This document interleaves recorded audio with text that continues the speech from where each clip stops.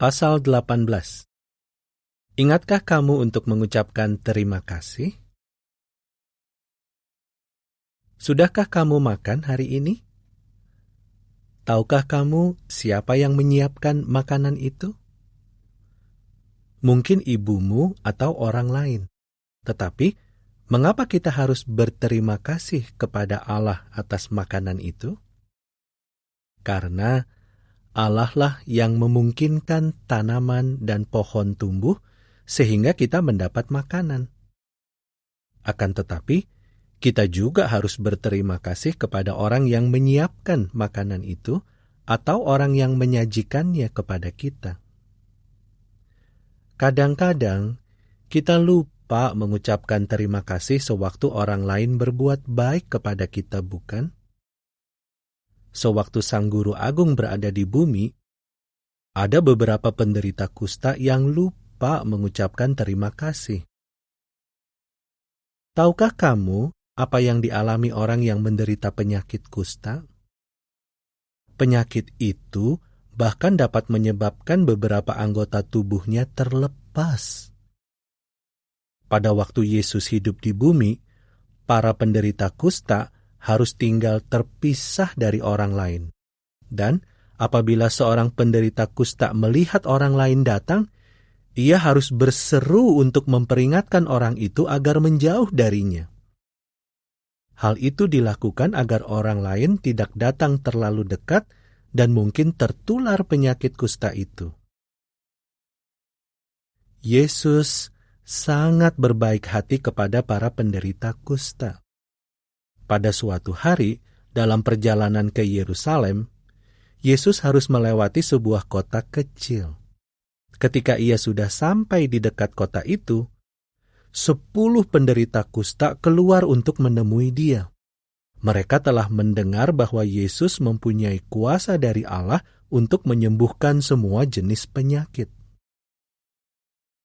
Para penderita kusta itu tidak mendekati Yesus.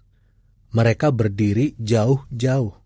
Tetapi mereka percaya bahwa Yesus dapat menyembuhkan kusta mereka.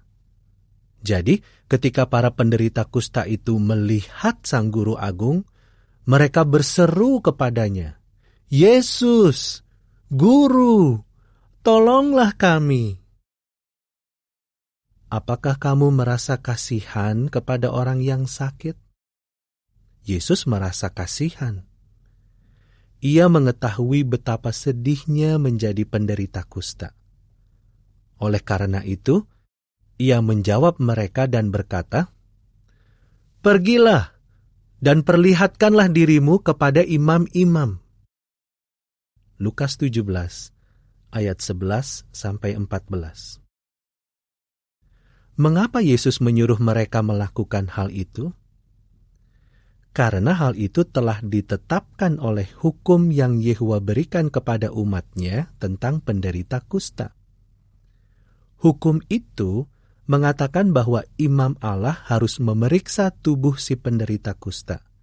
Sang imam akan memberitahu penderita kusta itu apabila ia telah sembuh sama sekali. Apabila ia telah sehat, ia dapat tinggal lagi bersama orang-orang yang sehat. Namun, para penderita kusta itu masih sakit. Jadi, apakah mereka pergi kepada imam seperti yang diperintahkan Yesus kepada mereka? Ya, mereka segera melakukannya. Pria-pria itu pasti percaya bahwa Yesus akan menyembuhkan penyakit mereka. Apa yang terjadi? Nah, ketika mereka sedang dalam perjalanan menuju sang imam, penyakit mereka hilang. Tubuh mereka pulih kembali. Mereka semua sembuh.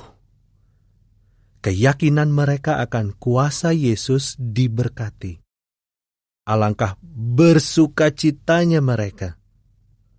Tetapi, sekarang apa yang seharusnya mereka lakukan untuk memperlihatkan rasa terima kasih mereka?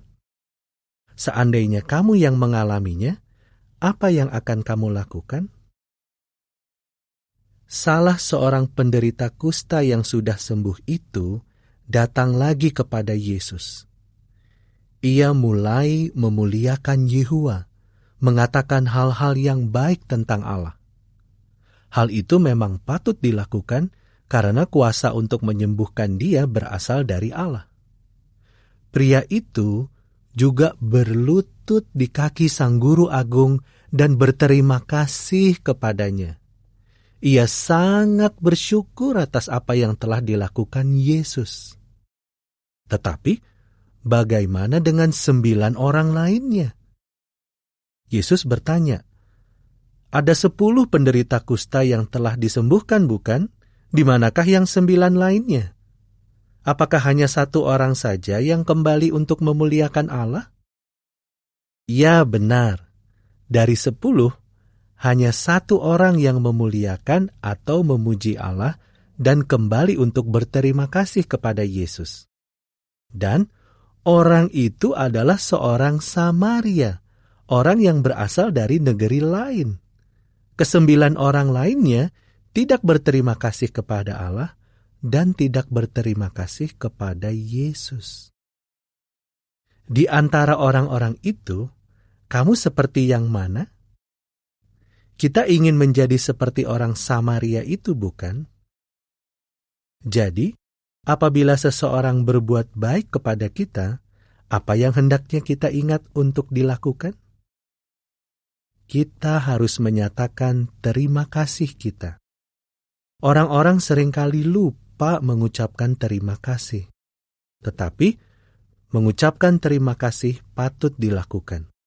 Apabila kita melakukannya, Allah Yehuwa dan Putranya Yesus akan senang.